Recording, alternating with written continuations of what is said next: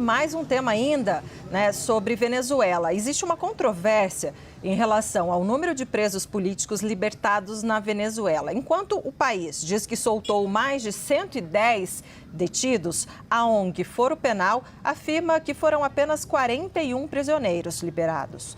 Os detalhes conta pra gente então, você, Lu, que está na Colômbia ali, continua na fronteira, né, com a Venezuela.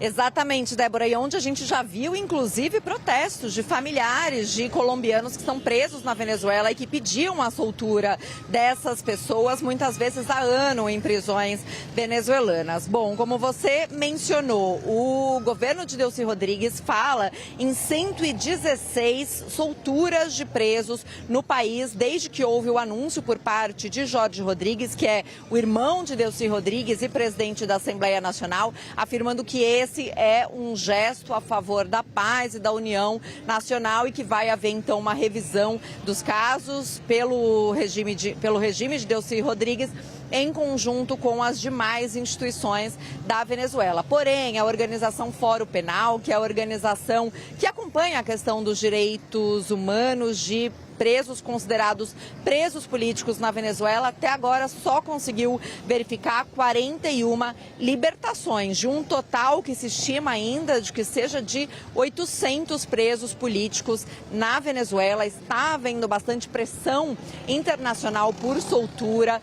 Essas solturas, essas libertações estão acontecendo a conta-gotas, muito mais lentamente do que tanto a oposição como familiares e outros países gostariam. Há pressão, por exemplo, por parte da Argentina para a soltura de um gendarme que foi preso tentando entrar na Venezuela, um integrante da Gendarmeria Argentina. Também há pressão por parte do Panamá para a soltura de presos políticos. Nessa madrugada soubemos da notícia da soltura de 2 italianos que estavam presos na Venezuela.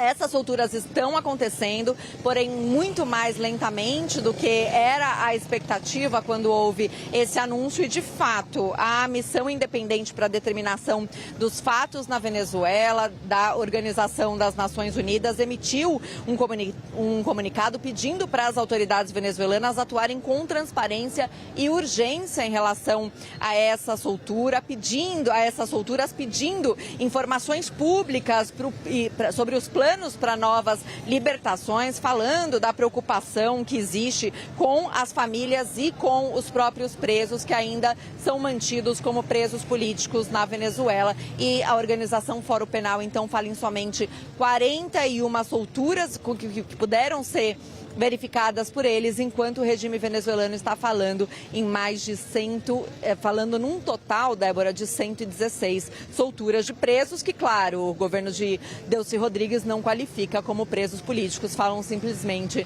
de presos, Débora.